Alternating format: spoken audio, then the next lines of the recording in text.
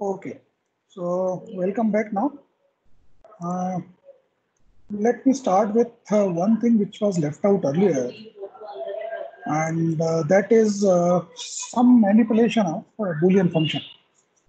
And we'll revise few things for BDD, binary descent diagram, and then come back to power estimation. Just two examples, so that you feel comfortable and confident next time. So I'm into the Boolean function representation. Some part was left out. So can anybody remind me how do we represent a Boolean function? Yeah, so Boolean function we represent as an expression, right? As a SOP or POS. We have a truth table, right? We have truth table. Then you have a K-map, right? Then you have a Kuhn-Levensky table, QM table, that is different. Earlier we also saw that there is a graph method of F.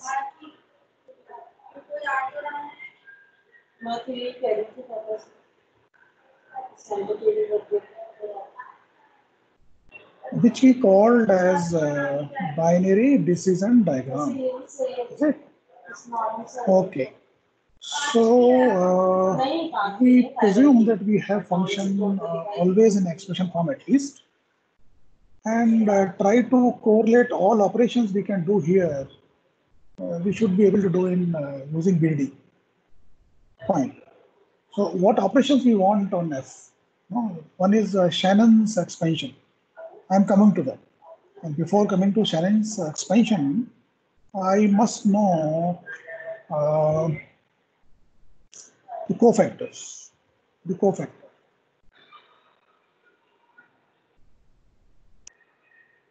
If I'm given a function which is function of a, b, c, and I wish to find out what is the value of f if a becomes 1, so then the function will be left, which will be function of two variables, right? Because a has been put to 1. This expression which I have written is called cofactor. Cofactor in the sense, once a becomes 1, this factor is true only with this value, that a is 1 and fa, right? This factor is valid only when a is 1. So fa is called cofactor because it's a factor with another value of variable. Similarly, if I say a is 0, right, I should be able to define that also. Then it will be true with a bar. So fa bar is a cofactor. So we call fa and fa bar as cofactors of f here with respect to a, and it is with respect to a bar, right? The left side is important. The cofactors are value of or expression of a function when one of the variable is put to value, either 1 or 0, binary value.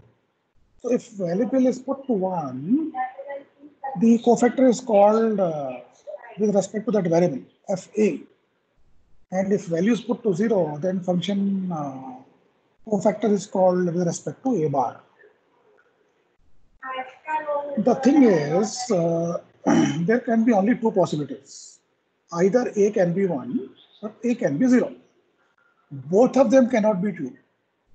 So this expression and this expression both are mutually exclusive, right? Mutually exclusive. So I come here now.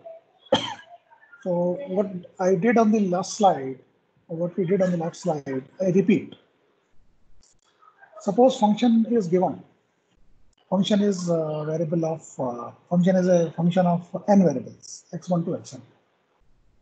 If we take cofactor of f with respect to variable xi, that simply means xi has become 1. So this will be cofactor fxi, where it is simply a value of function or the expression of the remaining function when xi has been put to 1. Now, if it is xi prime, then I have put xi to be 0. And then this is called cofactor of f with respect to xi prime or xi bar. And this is nothing but the same function, but xi put to 0. I hope you understand that. Now, one of these two things will definitely happen. Both of them cannot happen simultaneously. So the way to join the two events is by OR. And because both are mutually exclusive, this and this has nothing in common, right? So when xi is 1, function has a value fxi. When xi is 0, function has a value xi, fxi prime. And both of them cannot happen, so we can do ORing. Either one of them is true. And they are mutually exclusive, right? The extending of f, this is f equal to, this is called Shannon's expansion. The term will come later, don't bother. So what we have learned is a cofactor. Let us try. All of you try now. Don't look at the solutions. Suppose you are given with a function. It's called majority function. If you look at majority function means out of 3 variables, if any of the 2 are 1, function will be 1. Now, what is a cofactor with respect to b?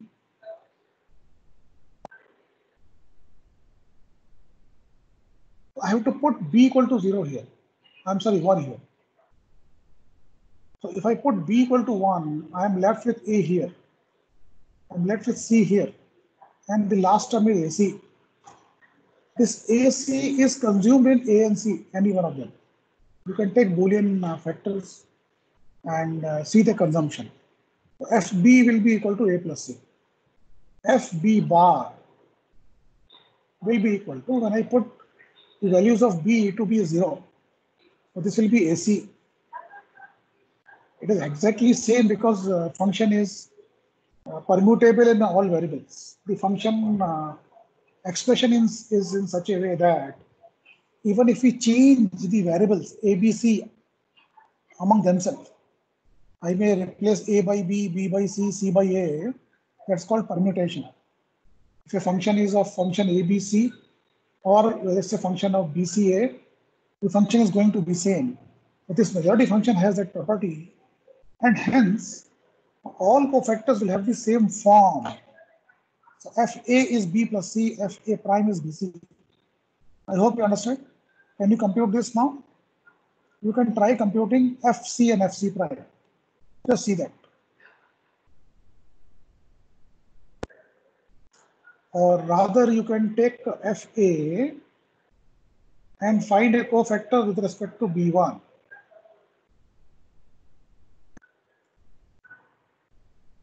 So fa is b plus c. So fa with b1 is called fab, which is nothing but 1, right? Did you get this? How to compute a cofactor with respect to a variable, a or a prime? Okay. Just we can skip unit functions. Now this one other important thing is how the function changes. So if I have the previous example, I would like to compute, right, how the function changes when variable a changes itself to a bar. If I'm using f with a minus f with a bar, this will be differential of f with respect to a. I would write this as del of f with respect to del of a. Is that okay? This is called Boolean difference because denominator will always be 1.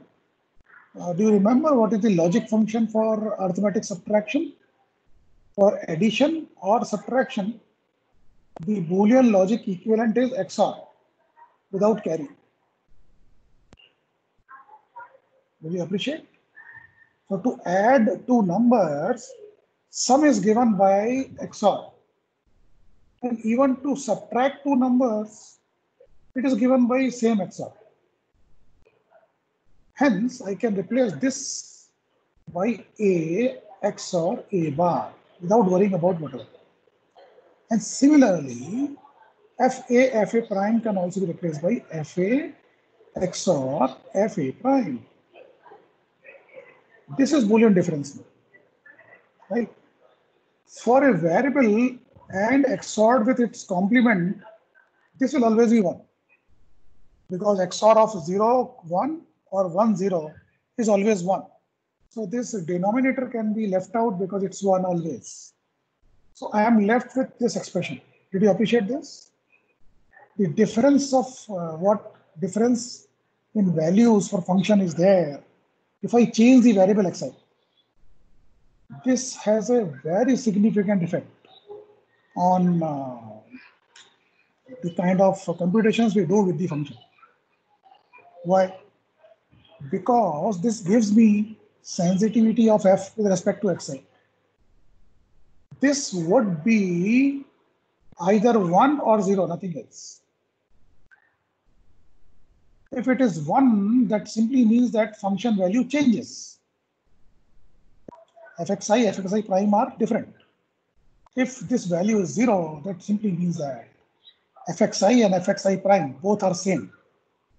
If this difference is 0, this simply means that change in variable xi does not change function at all output side.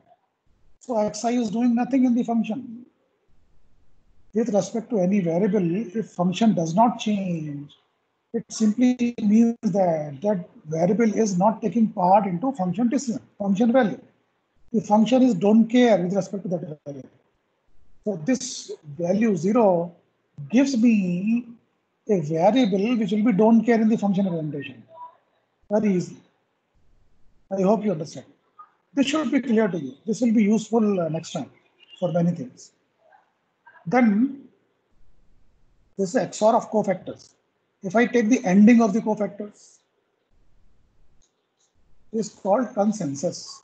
If I take the ORing of the cofactors, it's called smoothing. By using consensus or smoothing, my function or resultant here will be divide of any variable xi. The whole expression will be in other variable terms, right? So this is another encounter with the Boolean function manipulation. So we can take off from here and go to power estimation, right?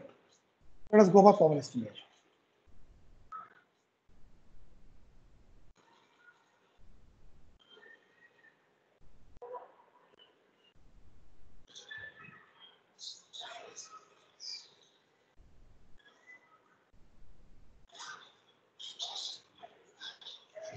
Now, in power estimation also, we will be using the same thing, right? What is power that we have seen earlier in an inverter? The dynamic power. The dynamic power was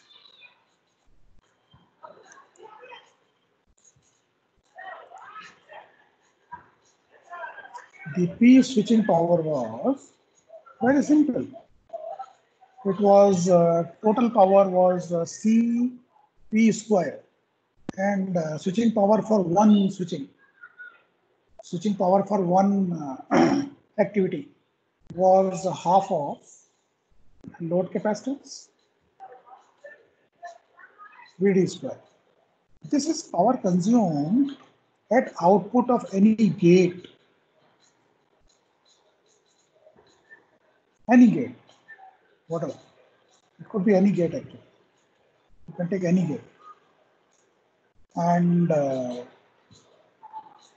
this simply shows that if your output switches only once, either 0 to 1 or 1 to 0, each time the power consumed will be this. So suppose if output switches 4 number of times, then what is the power consumed? at this vertex A, the output at A is switching 4 times. Then it will be 4 times switching power of 1, right? If this is a part of larger circuit, there will be a clock. Clock will every time switch. It will not wait for anything. And with respect to clock, let me go to my board. It's better.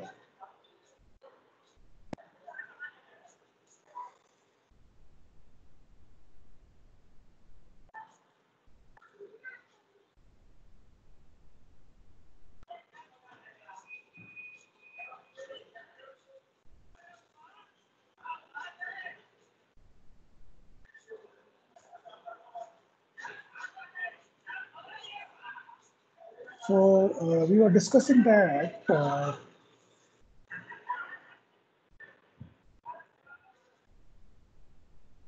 if your output of a gate is switching,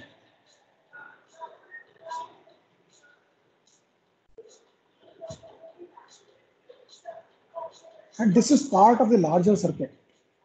There's another circuit, the whole circuit is there, where clock is also there.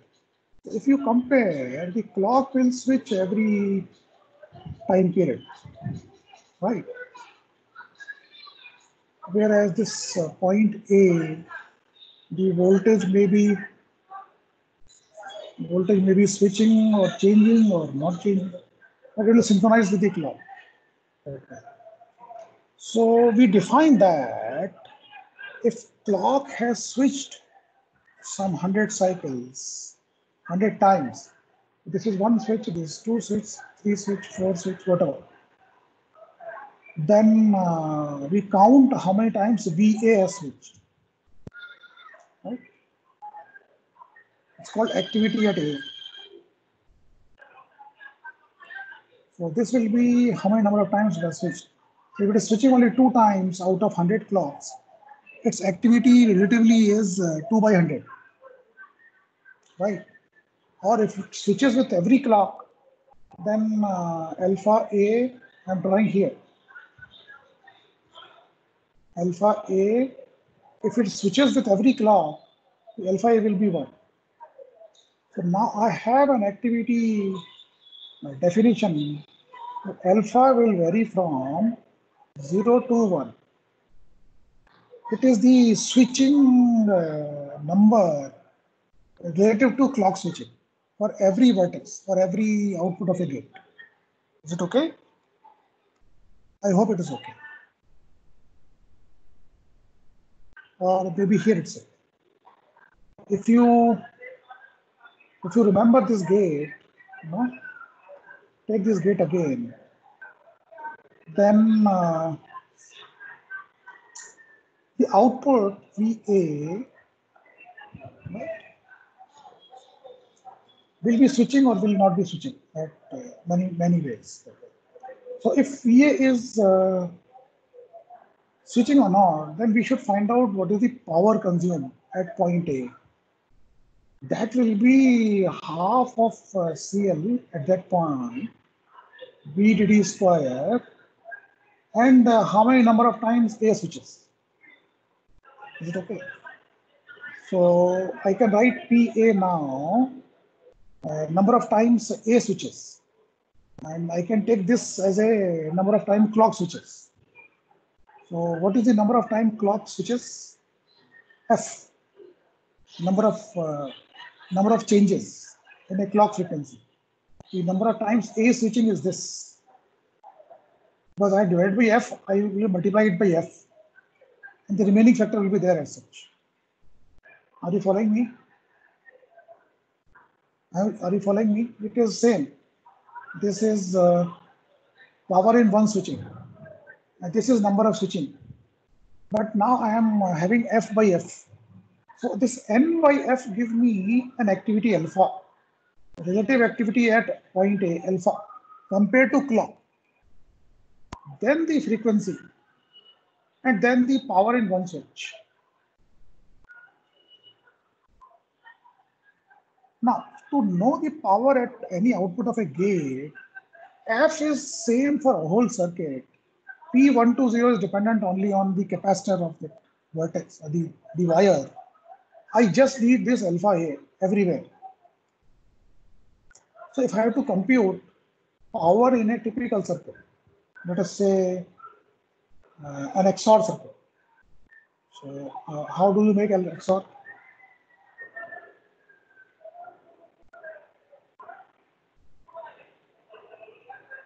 So you take A and feed it to XOR OR gate. You take B and feed it to OR gate. Take the inversion of this. Take the inversion of this. And oh, I'm sorry. This is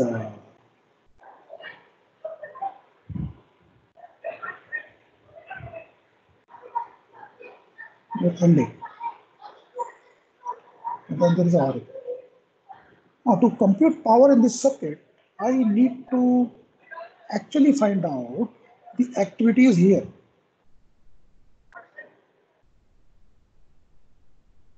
At 5 places. I have to compute. If I label them, this is B. If I label them as 1, lower one, 2, 3, 4, and 5. I must know alpha 1, alpha 2, alpha 3, and so on and so forth.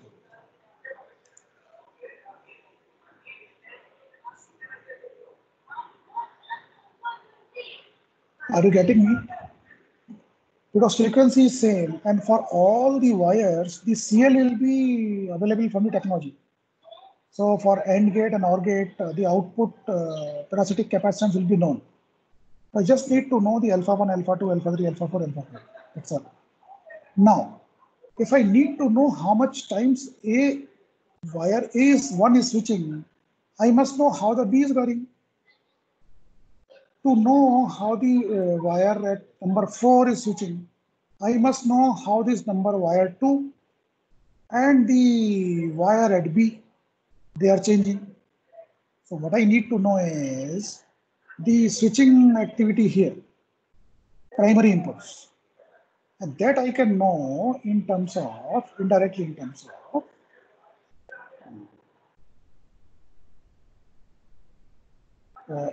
of at B, at vertex B, I need to know how many times it is switching. If you have a truth table,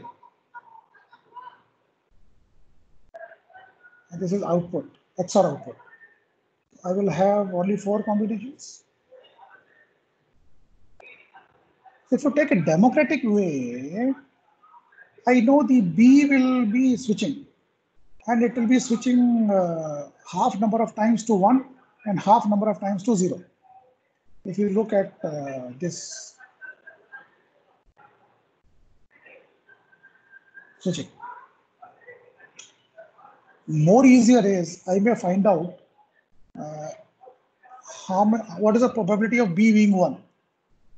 So probability of B equal to 1, probability of B equal to 0, where B is a primary input, is clearly 1/2 if you are following the truth table.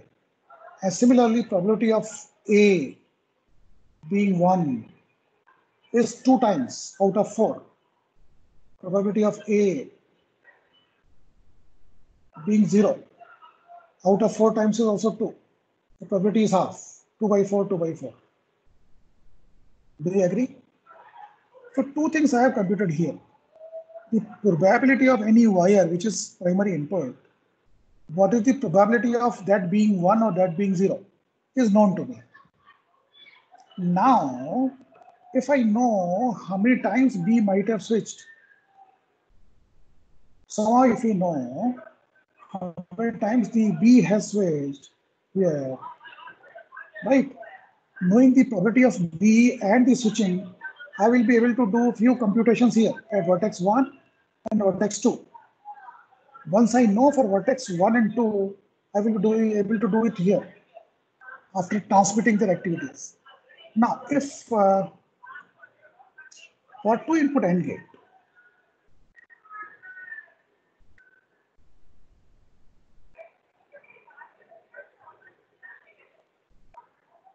If A switches, will Z switch? No, it will depend on. Z will not switch, it will depend on.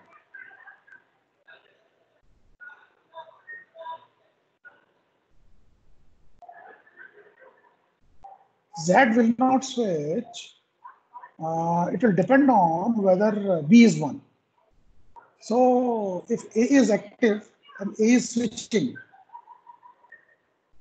B must be 1. B must be 1. So the switching activity of A will be transferred to Z, right? So alpha A will be transferred to Z only if B is 1. The activity of B will be transferred when only A is 1. This is the activity at Z. This actually we have just derived from the nature of the gate, right? So this is what we are looking for every time. We want to find out the activity at Z, right? So I every time want the activity at output node, knowing the activity at input node. This is what we are going to do now. Last example, last exercise, that's all. If we are able to do that, for complete circuit, I can always find the activity and the power can be estimated. I do not have to simulate the circuit. Alternately, if you are not able to do this, what I am discussing here, then you simply simulate it in SPICE and give some inputs and find out how many wires switch and how many number of times, whole period of time. Then you get the simulated values of power consumption at every vertex, every output of the gate. That is feasible. But for very large circuit, simulation is not possible. Hence, this probabilistic method of analytical estimation is what we actually do. Right? So I come back to my slides, go a little faster once I have cleared everything now.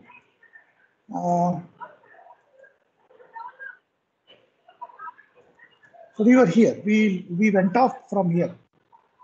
I was trying to compute the power at some point, knowing that he switches 4 number of times and power consumed is this much. So we have boiled down to activity estimation every vertex, alpha I, right? Let us go ahead. The method is Parker-McCluskey method. Okay. This Parker-McCluskey method is what we now discuss. For computing signal probabilities first. Did you remember how did we compute the alpha Z? Alpha Z was dependent on alpha A, but with a probability of B. And on B with a probability of A. So we need these probabilities for every line. That is called signal probability for every line in the circuit, every output of a gate. Then what remains is activity estimation. Both two of them are a little different. So before I compute the alpha Z, I must know the PB and PA, which may not be the primary input every time. It could be the intermediate gate also. So I must first define the signal properties, how to compute. And next step is only activity estimation. That will complete and enable me to estimate power in any logic circuit. Right, let's go ahead. Signal probability first. Now, there are some certain assumptions here, right? Assumptions are like a signal in a logic gate is a time varying signal. It's random. Random. If we take how many volts are there, I take time here. You very nicely are showing clock varying very deterministically. But for any input, I am not sure how it will change. So if there is an input here, like G input is there, The input might change like anything randomly. I don't know how it is going to change. Right? It will definitely change between 0 and 1. But I know. It will change between 0 and 1. That we know. Right? But at what time it will become 0 and it will become 1 is not known. Isn't it? So let me take that now. So this will be changing like 0 to 1, sometimes going to 1 again, remaining here, and then it's all random. So any random changing signal is determined by a random variable. This is G bar. If I take the time axis, it is called stochastic process, random process.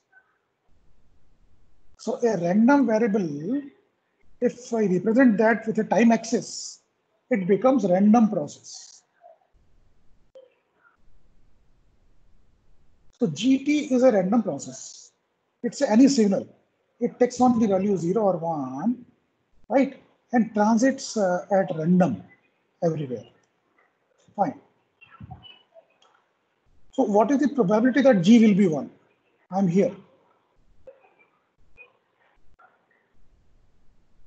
What is the probability that G will be 1? The probability that G will be 1 is this integral, right? For all time, I'm just integrating the values of GT. Is it okay? So whenever it is 0, this value will be 0. When it is 1, it will be there. And that will become the probability that G will be 1. If G is randomly changing to 0 and 1 equal number of times, then probability of G being 1 will be half. Did you get it? So this expression is seemingly terrifying, but this is very simple. This will come out to be either 0, varying from 0 to 1. Is it okay? Fine.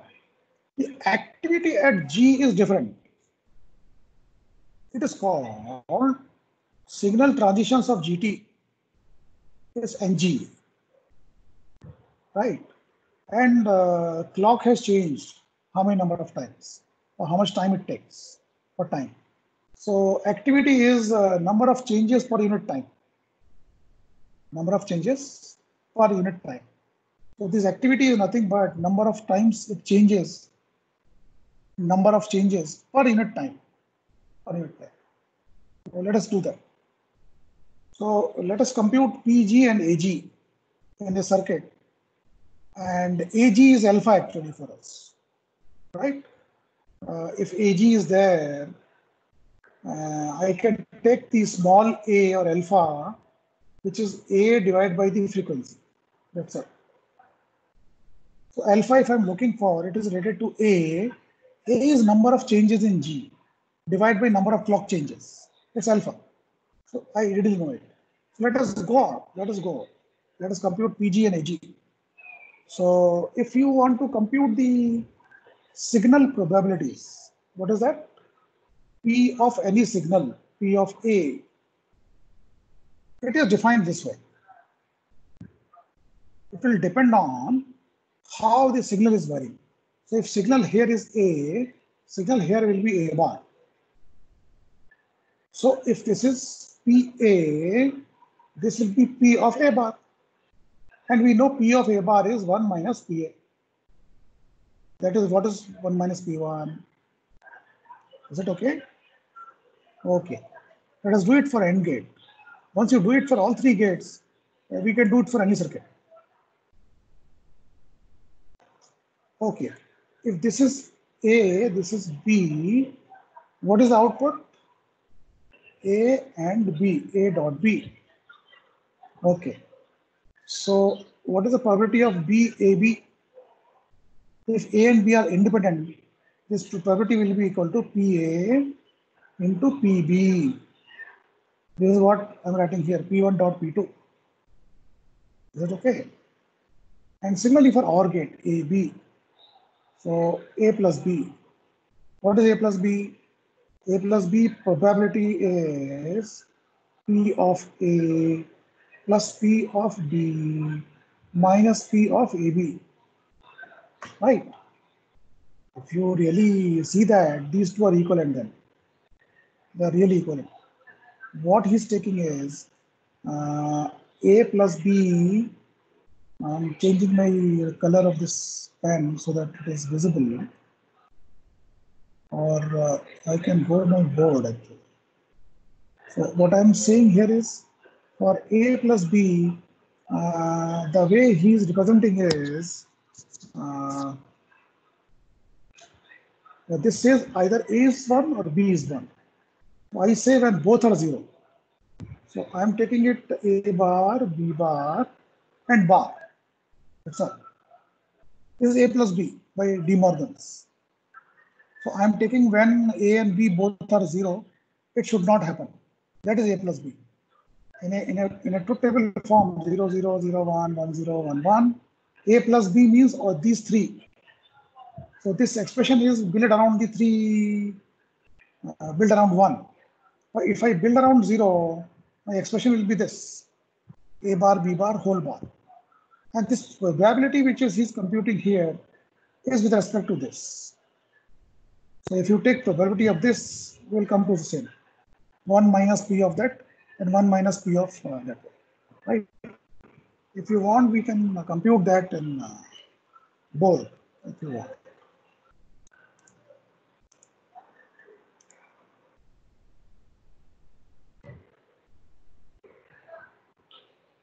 Say for OR gate, having A and B, I'm trying to find the probability of C. The P1 is the probability here, P2 is here. And then what I'm trying to do is I'm trying to build around 1 and build around 0. So expression here, C is A plus B. If I build around 1, SOP, if I build around 0, I will get this expression. Right?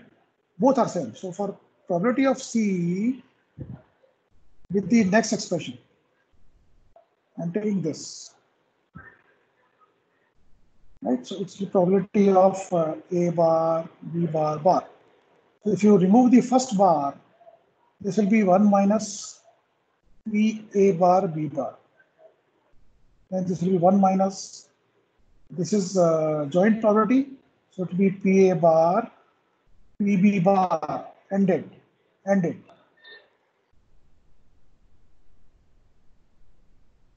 this will be 1 minus, what is P A bar? P A bar is 1 minus P A. What is P B bar? 1 minus P B. That's all. We have proved it. What was there? Let us go back to slides.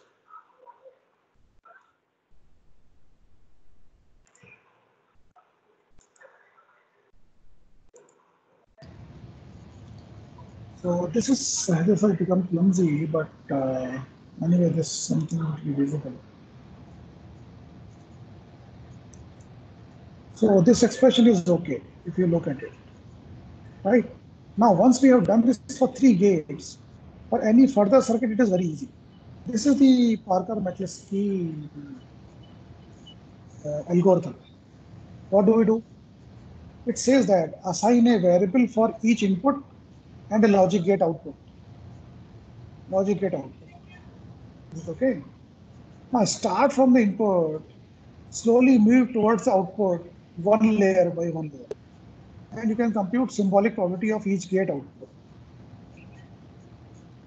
Right? But in the whole process of computation, you should suppress exponent of power. Suppose PA is there, and I get PA multiplied by PA, then this still will be equal to PA. It won't be square.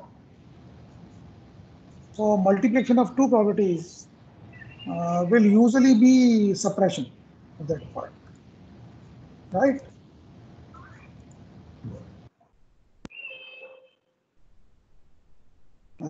This way, I'll say that all exponent of powers, the probabilities, So any probability square or any symbol or any cube of y, they will all be suppressed and be replaced by single power, py, px.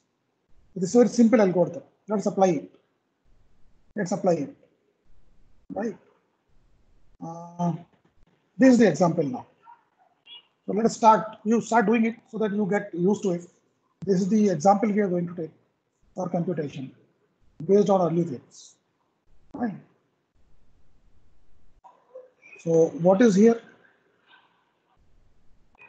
It seems that there are three inputs, primary inputs, x1, x2, x3. They give rise to y. Then all together with y, they also determine z. This is y. So all three come here and y come here, and they define z.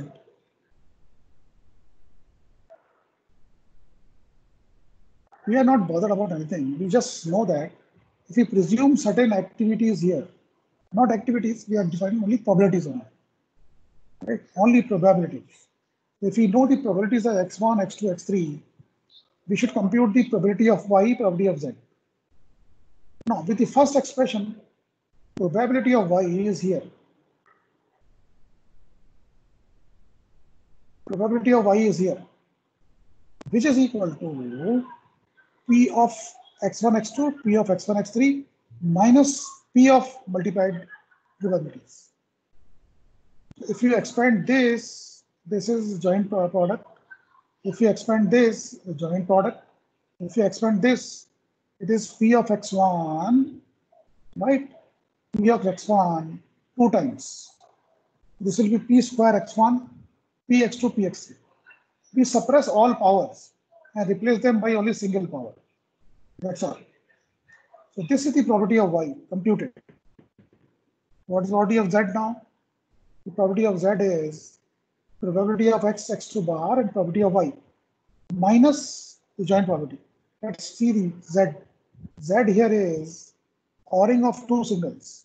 For ORing, we have found out this is the value we take. Do you remember the ORing? PA, PB minus PA dot B. Same here. P x1, x2, Py and joint probability. We expanded them. So this is P x2 bar here. And then this expands in a form where I think it is somewhere. So this will Py will expand. Py will come. So I'm replacing Py also from the previous expression both ways, and we have this comprehensive representation. So Pz is this 4 or 5 terms. If you suppress the powers, this is a simplification, and Pz is only Px1 very easily. Now, do you have any doubt? How did we compute? I'm going back. We must know what we did with this. That's all, nothing else.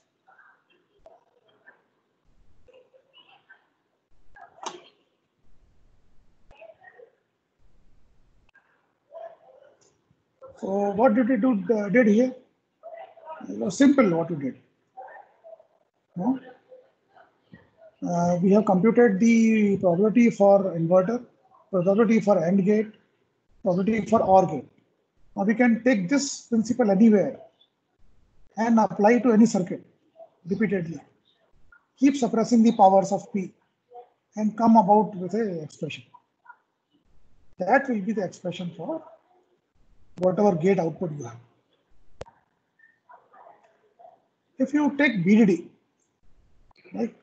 So BDD for F is for some variable x1, then for variable x2, and so on and so forth. Now, if I take x1 is 0 on left hand side.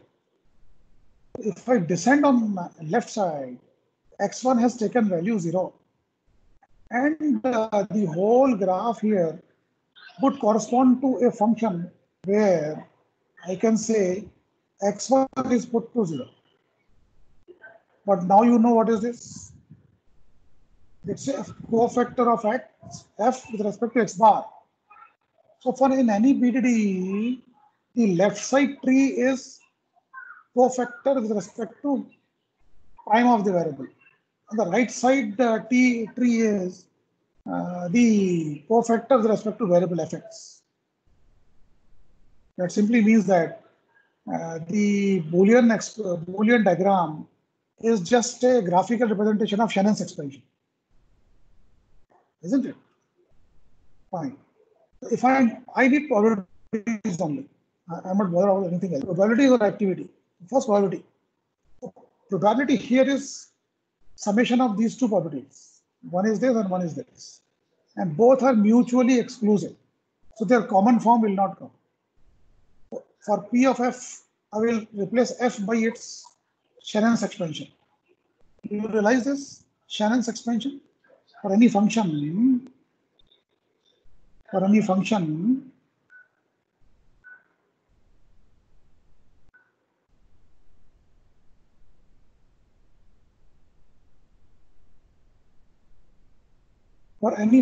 we know we can express it as x1 fx1, x1 bar fx1 bar.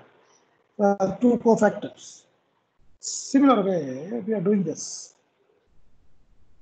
We are expanding the function with respect to one variable, Shannon's expansion. And this is a mutual exclusive, right? They have nothing in common.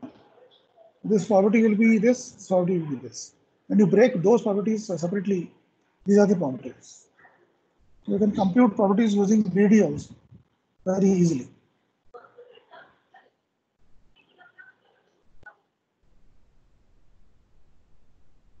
I'm sorry. I should now stop at last slide. This is the probability estimation for any point if you have a structure of connection of the gate or these expressions, the expression of connection of a gate, or you can represent the Boolean function by BDD. So for a BDD, this will be the step for probability computation for a function, right? So it's the joint probability of x1 being 1 and cofactor, joint probability of x1 being 0 and cofactor. Very easy, the probability that way, because both are mutually exclusive. The activity estimation is slightly difficult. We must know the output has changed practically, right? So how will you determine a function has changed? So if we have a lot of logic, at some point I can presume this function is fi or fj. So I presume at this wire the function is fj. It's not primary output. And that fj, it's this function fj's Boolean difference is defined with respect to variable xi this way. So how does the fi change with respect to xi? This is this expression, cofactor of fj with respect to xi, cofactor of fj with respect to x0. This is very useful. What does it give us? If this is 0, the function fj does not change with change in xi. What is the mandate? If this is xi and this is fi here, it will say that despite activity at xi, the activity will not appear at fi. So this is a condition check. So before computing alpha of fi, I must compute the Boolean difference of that function with every primary variable. And I should choose activity at dot inputs only, which make this difference 1.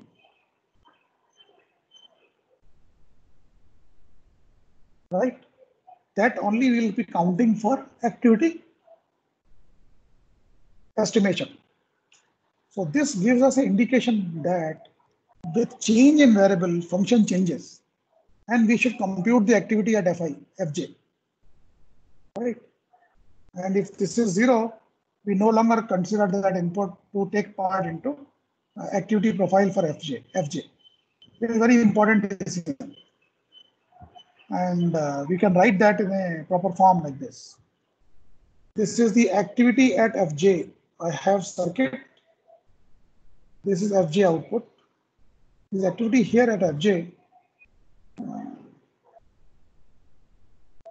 This activity will happen with respect to activity at Xi only if the dfi, dfj, and del xi is 1, not otherwise. So this deterministically have to be either 0 or 1. It can never have any other value. Right? So the thing is, the schedule of A activity computation can be there once we decide about these properties. Right? Condition properties at every point. And then we can combine them with different functions if they take part in that. Okay, so this brings us to a kind of a closing this discussion. And when I divide this A of Fi or Fj at some function Fj here and divide it by the clock F, then this will be activity alpha A. Is that okay? So F is always known, so we just compute activities only. How many number of times that point is switching. Take the ratio with the clock, the alpha will be there. And that alpha can be used for power estimation at every gate, right? Unique to them. Okay, so I stop here and just let you know for doing activity computation for this. Use this formula.